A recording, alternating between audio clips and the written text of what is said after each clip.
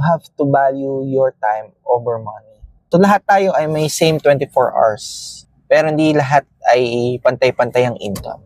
Even the billionaires, Elon Musk, Bill Gates, Jeff Bezos, they also have 24 hours. Pero bakit sila napakalaki ng income nila? Because they understand the concept of valuing their time over money. If you're an employee, then ito yung siguro yung malaking struggle na dapat mong ma-overcome. Being an employee, we are paid for the hours that we work. Kung employee ka, you have to know, nag-work ka ba for the sake of the money? Or are you working because you're passionate about your work?